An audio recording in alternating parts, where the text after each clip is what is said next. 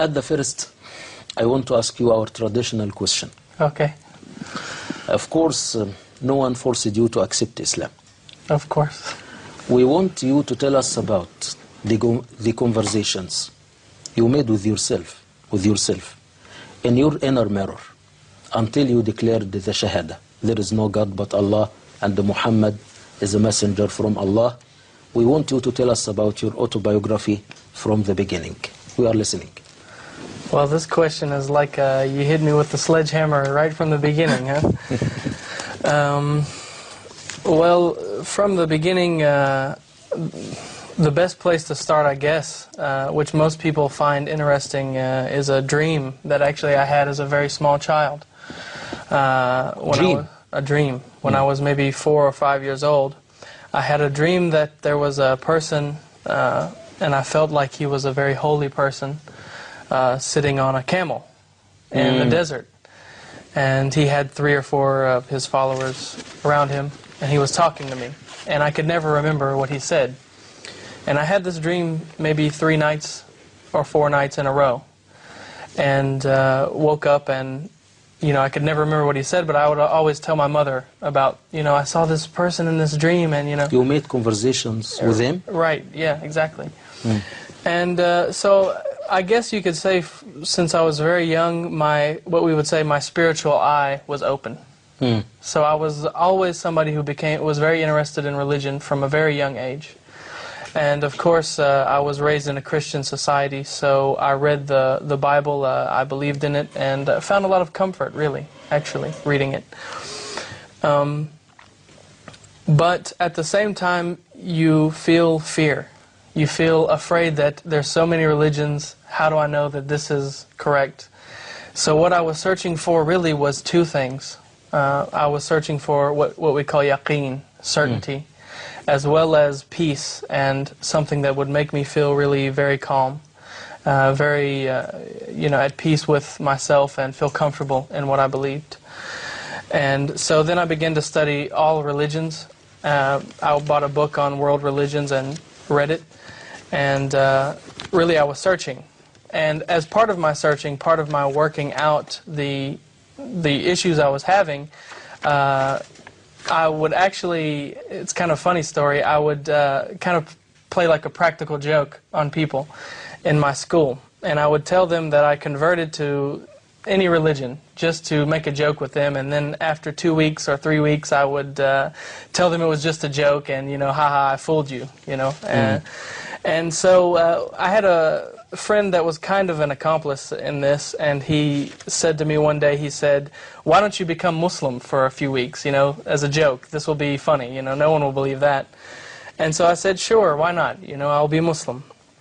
And you have to remember, at the same time I was searching for the truth, for yaqeen, and this was one of my ways of working this issue out, because people would ask you questions and you would have to find the answer. You know, they would say, oh, so you're a Hindu this week. Well, what do Hindus believe, you know?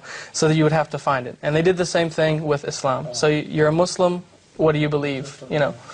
So I would do the research, and when they would ask me the questions, and after about 2 weeks, I was convinced. It never got to the point where I told them, after 2 weeks, it never got to the point where I told them it was just a joke. You know, I was ready to become Muslim at that point. So. I want to ask you one more question. Okay. In your opinion, what is the complete meaning of Islam? Well, it's not just one thing, really. It's not one answer that I can give. It's something that it starts with a simple belief that you find is very encompassing, actually. It means a lot of things. For example, it's not uncommon to hear of any scholar who writes 20 pages just about Surat al-Ikhlas, you know, just 4 verses from Quran. But yet you find Surat al-Ikhlas is very simple in its meaning. But it's something that is simple, but it covers so many things. So Islam is something that it's very basic. It's applicable to anyone. Anyone can understand it. But it's also something that is very deep, something that's very heavy. and that can affect people on several different levels, whether we're speaking about mentally, psychologically, logically, rationally, or spiritually, in matters of the heart, and so on. So it's a very big religion, like an ocean. What's your impressions when you are listening to Quran recited by others? The Quran is something that I play it in my house constantly, because it's something that it's like a natural sedative. It makes you feel so calm, and it makes me feel very secure, and it has a purifying effect on the soul, which you can recognize immediately. It's something that no Muslim actually has an excuse to have a bad day or to have any bad feeling inside himself, because the Quran, you can listen to Quran or recite Quran and have that calming effect on your soul. Take that time out to remember Allah subhanahu wa ta'ala, and this is something that is very special. It's a very special thing about our religion. Alhamdulillah. I want to ask you one more question. How could Quran help you seeking the right path? Through its simplicity is one way. Through how simple the message actually is. The message of Tawheed is enough for anyone to grasp. But on the same time, at the same time, if someone is seeking something very profound, you have it through the study of the names of Allah, His attributes and His power, and all of these things, through the character of the Prophet ﷺ. So all of these things are there for anybody who seeks it. So it's an encompassing religion that's for everybody. You want to reply? Yeah. I'll rephrase the question a little bit. Instead of saying what's the worst thing I see from Muslims, let's instead ask the question, what is something that, as an objective observer from perhaps another angle, because as a Muslim convert or revert, I see things differently than someone who's born in Islam. So let's ask instead, what's something that I feel from viewing it from my angle that Muslims need to work on? In my opinion, and Allahu Alam, but it's my opinion that Muslims need to work on beautifying their souls. This is something very important. Actually, a lot of Muslims forget that the first masjid in Islam was not the masjid in Medina. It was actually a very small masjid that if you saw it, you wouldn't recognize it. Because the first Muslims were not interested in having everything beautified on the outside.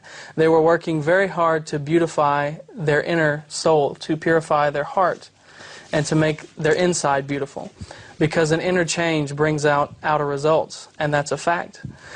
So this is the answer to the question from my angle, that we need to examine ourselves, and instead of asking Allah subhanahu wa ta'ala when His justice or mercy will come, we have no right really to ask Allah subhanahu wa ta'ala where is He, but He has every right to ask us where are we, where are you at? And this is something I've heard many Muslim scholars ask, and we need to pay attention to that question. Jazakallahu khairan. In 1 minute, in your opinion, in what way you can serve Islam in the future? By, again, this is my opinion, but by working on myself. Because I think it's very important that what we say in English, we say like begets like. In other words, as you are, that's what you will produce, and that's what you will attract.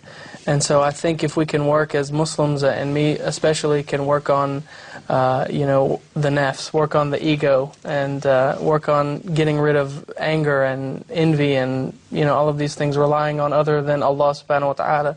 If we can work on that and you change yourself, you will see that the people around you start to change, and you will see that circumstances start to change.